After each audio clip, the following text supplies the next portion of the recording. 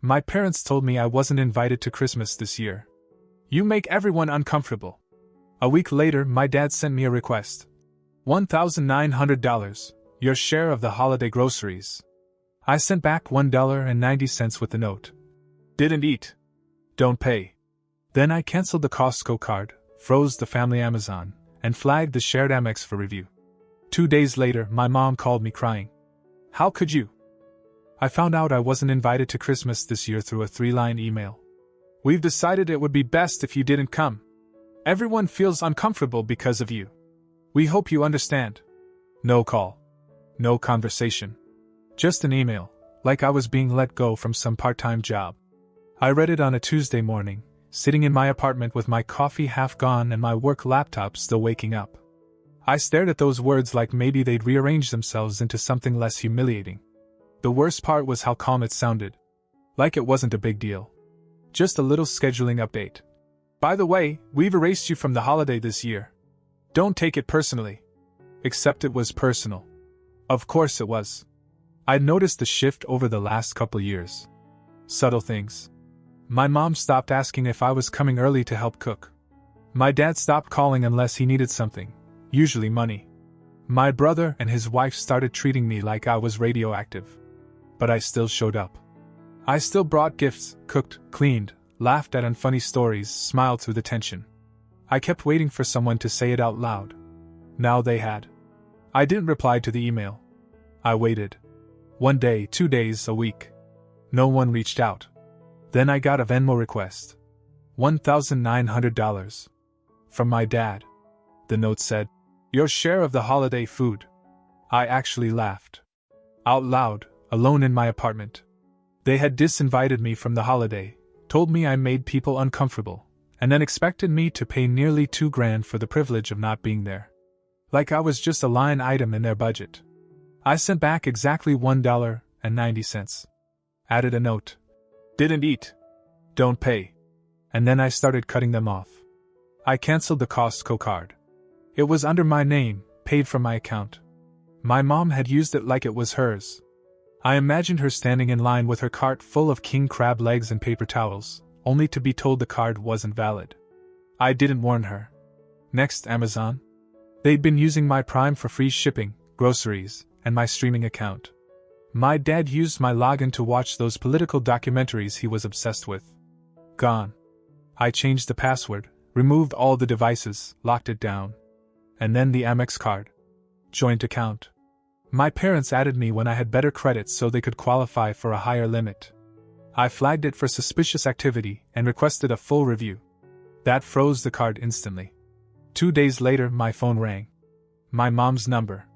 I didn't pick up at first. Then it rang again. And again. Finally, I answered. She was crying. Not apologizing, though. Just crying, like I'd stabbed her. How could I do this? How could I be so petty? They were my parents. I didn't say much. I just let her talk. She wanted me quiet and obedient. She wanted me generous and invisible. She wanted me to feel guilty. But I didn't. That was the thing that scared her most. 3 days after my mom's meltdown call, my brother finally reached out. No greeting. No context. Just a text that read, "Was that really necessary?" I stared at it for a minute. The last time he messaged me was to ask if I could help cover half of our dad's dental bill. He never even said thank you. And now he had the nerve to call me out, like I was the problem. I didn't answer. Later that night, I saw a group text pop up on my phone. My mom had made a new Costco membership under her name. The message was short and passive-aggressive. New family account for Costco, me, Mike, and Jess. Thanks to Real Family for stepping up. They weren't even trying to be subtle anymore. It was bait, obviously. Designed to make me feel guilty, jealous, left out. But it just made me laugh. Real Family? These were the people who cut me out of Christmas like I was an inconvenience, and then sent me an invoice. They thought they were punishing me by excluding me. What they didn't realize was, they were just freeing me. So I kept going. Next up was the phone plan. They were all still on mine, Mom, Dad, and even Mike. I'd added them years ago when I had a job with a good discount, and they begged me to let them ride along. It was only supposed to be for a few months. That was 6 years ago. Only my dad had ever made an attempt to pay his share, and that was sporadic at best. They'd been coasting, assuming I'd just keep covering it. I gave them 1 week's notice. Sent a group text. Phone plan ends Friday. Please switch to your own account before then. No replies. Not even a thumbs up. Classic. I knew they thought I was bluffing. I wasn't. Friday hit. At 12:01 p.m., their lines were deactivated. I got the confirmation email from the provider. 3 numbers removed. It took only 2 hours for the fallout to start. First was my dad, calling from a random landline number. I didn't answer. Then came the voicemails, panicked, angry, then shifting into guilt trips. He said he was trying to refill a prescription and couldn't access his account. That it was dangerous to shut off someone's phone. That I was being irrational and cruel. I still didn't answer. Later that night, I got a message from my cousin Laura on Facebook. We hadn't talked in over a year, not since she bailed on paying me back for concert tickets. Hey, your mom called me from a landline today. She said you've been going through something and that you're lashing out at the family. Is everything okay? There it was. The news story. I wasn't reacting to years of disrespect. I was having a breakdown. I was unstable. Unwell. It was already starting to spread. I replied simply, "Everything's fine." That was all I said. I knew how this worked. They twist the story until I was the villain in my own family, the one who just snapped. They wouldn't mention the money, the favors, the things I did quietly in the background to keep everything running. But I wasn't worried. Because what they didn't know was that I kept everything. Every invoice I paid for them. Every text asking for help. Every Venmo screenshot. Every Amazon charge they made through my account. Even the email where my dad begged me to co-sign on a loan he defaulted on. I wasn't planning on going public with it yet. But I was getting everything ready. By mid-December, the silence from my family had turned tactical. No texts, no calls, no holiday guilt trips. Just this strange, calculated quiet. I could feel them regrouping behind the scenes, probably swapping stories to make sure they were all aligned. My guess was that I was already the unstable one in whatever version of events they were passing around. Then the American Express alert came through. It was a fraud notification. Someone had tried to make a $2,100 purchase at a home appliance store. The shipping address was my parents' house. The email linked to the order was my dad's. The card? Still the same joint account we shared, the one I'd already frozen. They were still trying to use it. After everything, they actually thought they could just keep swiping like nothing had happened. I didn't call them. I called the bank. The rep asked if I wanted to dispute the charge. I said yes. Then I told her the full story, how I'd been the primary account holder, how they had added themselves years ago, how I'd been paying it down solo ever since, and how I had recently flagged the card because of unauthorized use. She paused for a second. Then said they could launch a full audit and internal investigation. They'd check the last 12 months of charges, verify who made what, and possibly involve legal if anything looked off. I agreed. Told her to proceed. Then I started pulling receipts. I went through my email, Venmo, old texts, bank statements. I didn't realize how much I'd quietly taken on until I saw it all in one place. Rent, groceries, car repairs, random emergency transfers. Christmas gifts I'd ordered for them and never got paid back for. Subscriptions. Online orders through my Amazon. Streaming accounts. Even their damn dog's medication, which they'd ship to my house once because it was cheaper with my discount. By the time I was done, I had a spreadsheet with dates, amounts, and proof totaling just over $14,000 across 2 years. $14,000. All while being told I was ungrateful, selfish, hard to love. That same night, I got an email from my mom. It was long, dramatic, and coded in faux concern. She said she missed me. That things had gotten out of hand. That families shouldn't fight over money. That she was worried about me. But right in the middle of all that sugar was the knife. "If you're determined to make this ugly," she wrote, "we can go there too." That sentence hit like ice. It wasn't even subtle. I didn't reply. Instead, I made copies of everything. Uploaded it to a secure cloud account, shared with no one. Printed out physical copies and put them in a fireproof box. Made backups on a USB and tucked it in the back of my closet. The funny thing was, they still didn't think I would actually push back. Not really. They thought I'd run out of steam, like I always did. Apologize. Send a card. Show up. They didn't understand that I had crossed that point already. The part where something inside you breaks in a way that doesn't heal the same way again. They thought they were winning because I was quiet. They had no idea I was preparing for war. 4 days before Christmas, I got a notification that someone had signed for a certified letter addressed to me. I wasn't expecting anything, so I figured it was some delayed online order. When I opened it and saw a legal firm's logo on the top, I actually laughed. My parents had hired a lawyer. Inside was a cease and desist letter. 4 pages. They accused me of interfering in financial matters, spreading damaging and false information, and engaging in a targeted campaign to harm their reputation. There was even a section that warned me against making defamatory claims to third parties. It sounded like something they'd copied from a website and sent to the cheapest lawyer they could find. But the message was clear: they were trying to shut me up. What struck me most wasn't the legal threat itself, but the desperation behind it. They were scrambling, panicking, trying to spin this whole thing into some fantasy where they were the victims, and I was the bitter, mentally unstable child lashing out for no reason. I didn't respond to the lawyer. Instead, I forwarded the letter to Amex.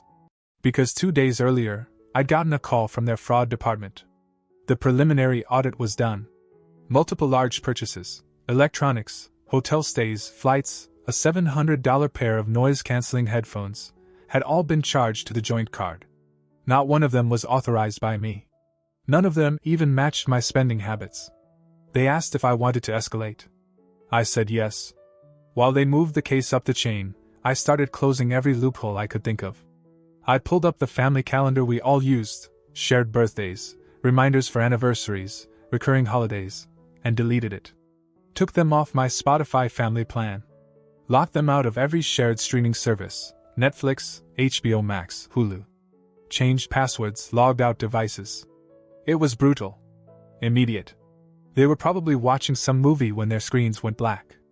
Later that day, I got an email from Amazon. Someone had tried to access my account from an unfamiliar device. They'd attempted a password reset and even tried changing the backup email. Security stopped it in time, but they sent me the IP address. It was my parents' house. They were still trying to get back in. Not because they miss me, but because they missed the access. Then my brother texted me. First message since his one-liner about whether my actions were necessary. This time, he was angry. Congratulations. You ruined Christmas. Mom's a wreck. Hope you're proud of yourself. No questions. No interest in my side. Just blame. Like I'd set fire to the tree and taken a piss on the nativity set. They still couldn't see it. I'd been the one holding them up for years. Quietly, without making a scene. Filling in the cracks they refused to admit existed. And the moment I stopped, they didn't say thank you for everything I'd done. They tried to discredit me. That night, I got a final email from my mom. No greeting. No guilt. Just a single sentence. You've made your choice. And she was right. I had.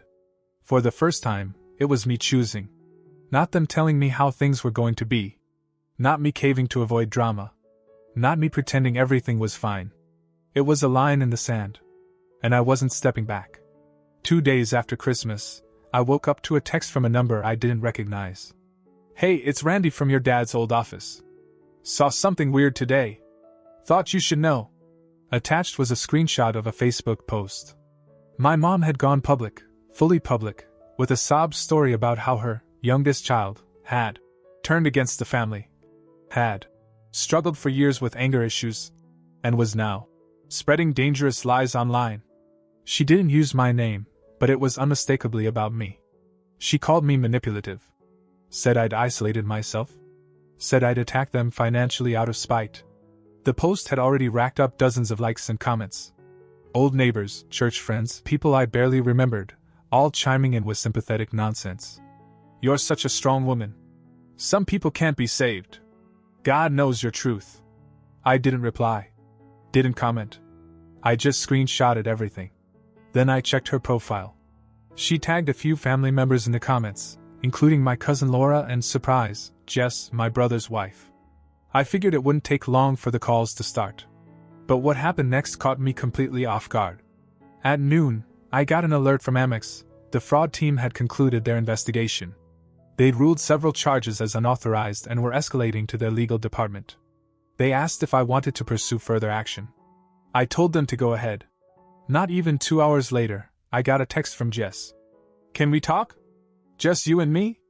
I hesitated. Jess had always been cold to me, borderline hostile. She was the one who pushed for smaller family holidays, and made those subtle little comments about how I was too intense. If she was reaching out now, something was up. I told her I'd listen. She called almost immediately. Her voice was low, like she was hiding in another room. She said she'd been watching everything unfold, including my mom's Facebook post, and she was done pretending. She'd figured out my mom had been borrowing money from her and Mike, my brother, for over a year. Hundreds of dollars here and there. Always in cash. Always with some guilt-heavy excuse. Fixing the car. Getting Dad a surprise birthday gift. Helping a struggling neighbor. Jess never questioned it because it was framed as helping family. But it started adding up. A few weeks before Christmas, my mom had asked for a quick favor to use Jess's card. Just for one thing. While they were out shopping. Said she forgot hers at home. She ended up buying a designer bag. When Jess questioned her, she claimed it was a mistake. Swore she'd pay her back. She never did. And when Jess brought it up to Mike, he brushed it off. Said it wasn't a big deal. Said, Mom would never lie. Then Christmas came. Then the Facebook post. Then the freezing of accounts. And suddenly, Jess started to realize that maybe I wasn't the problem after all. She turned it all around on you, Jess said. She made you look like a monster so no one would question her. I didn't say much. I didn't have to. Jess already knew. She's got Mike completely under her thumb, she said. He doesn't see it. But I do now. A few hours after we hung up, I got a message from Laura, my cousin who'd seen the post. She asked if I was okay, again, but this time she didn't sound like she was just parroting my mom. So I sent her everything. The receipts. The payments. The lawyer's letter. The fraud investigation results. All of it. 20 minutes later, she replied. I didn't know. I swear I didn't know. That's insane. The next morning, my mom's Facebook post was gone. By the afternoon, her entire profile was deleted. But that wasn't the end. That night, I got an email alert. Someone had tried to log into my cloud storage. Failed attempts from 2 IPs, one from my parents' town, one from an unknown location. The files were fine. Everything was backed up, secured, and double encrypted. But they were clearly trying to find out what I had. And I was just getting started. New Year's Eve came with no fireworks, just another notification that someone had tried to access my backup drive. Whoever it was failed the 2-factor authentication again. I didn't need to guess. I knew exactly who it was. They were scared. The silence from my parents and brother stretched for a full week after my mom deleted her Facebook. No messages, no phone calls, not even one of those pathetic guilt-laden Bible verse emails she used to send after family arguments. But the absence didn't feel peaceful. It felt like the quiet part of a storm, the part where everyone is bracing for whatever comes next. What came next was a call from an unknown number. I ignored it. Then a voicemail. It was my dad. His voice was calm, weirdly calm. He said he wanted to resolve things privately. That all of this had gone too far, and that there was no need to involve lawyers. He said they were willing to have a conversation if I was done playing games. He still didn't get it. This wasn't a game. It was a final chapter. I let the voicemail sit for 2 days. Then I wrote a letter. Not an emotional one. Not a rant. Just a bullet-pointed list. All the money I'd spent. All the charges Amex flagged as fraudulent. All the evidence of access abuse, streaming, Prime, Costco, phone plans. Copies of the Facebook post and screenshots of my mom's manipulation. I attached it all and sent it to them via certified mail. One to their house. One to my brother. No message. No signature. Just facts. A few days later, my brother texted me again. You really want to burn it all down, don't you? I didn't respond. That wasn't a question, it was an accusation. As if I'd walked away from something sacred instead of crawling out of a trap. But then, the last unexpected piece fell into place. Jess texted again. She said she was leaving Mike. Said she'd been thinking about it for a while but didn't realize how deep the dysfunction went until she watched how they turned on me. She'd quietly started looking at apartments, opened her own checking account, and told me, without prompting, that she was getting legal advice about how much of their finances were still tied to mine. He's not just under her thumb, she said. He's building a house under it. And then came the real surprise. She offered me something. Screenshots. Voicemails. Emails. From my mom. From Mike. Messages where they talked openly about how they'd get around my card freezes, how to pressure me back into silence, how to make it look like I'd gone rogue. I thought you might want this, she said. She sent everything. I didn't tell her what I was going to do with it. I didn't have to. But when I opened that folder and saw my own mother's words, talking about how she just needed to make people doubt me enough, I knew it wasn't just about money anymore. It never really had been. It was about control. About keeping me in place. And now, finally, I wasn't. Update. I wasn't planning to post another update. I thought I was done. I thought cutting off the financial ties, exposing the lies, and mailing the receipts was the end of it. I was wrong. This past Sunday, around noon, there was a knock at my apartment door. No buzz. No warning. I live in a secured building, so whoever it was had to have followed someone in. I looked through the peephole and there they were, my mom and dad, standing in the hallway like it was the most normal thing in the world. No suitcases. Just them. My mom had something in her hand that looked like a folder. I didn't open the door. They knocked again. Then my mom spoke up, just loud enough to hear through the door. She said they just wanted to talk. That they were ready to make peace. That they were willing to be the bigger people. I almost laughed. I told them through the door that they needed to leave. I said I wouldn't hesitate to call the police if they didn't. My dad said something under his breath, then my mom knocked again, harder this time. She said, and I quote, "If you won't fix this, we'll fix it for you." That's when I started recording. They stood there another minute or two, then finally left. But not before slipping the folder under my door. Inside? Printed screenshots of my messages. Out of context. One email I'd sent to my cousin explaining everything, cropped to make it look like I was threatening them. A few clipped texts from years ago, when I was frustrated and venting. At the back, there was a handwritten note from my mom. It said, "You don't want this to become public. Think about your job. Think about your future. Family should stay family." So yeah? They tried to show up and intimidate me. They tried to manufacture a paper trail to flip the script again. And now they're hinting at blowing up my life if I don't play along. I've forwarded everything to my attorney. And for the record, I don't work somewhere where this would fly under the radar. They want to play that game, fine. I'll play it better. Also, shout out to Jess. She told me she'd testify if this went to court. Looks like the game isn't over after all.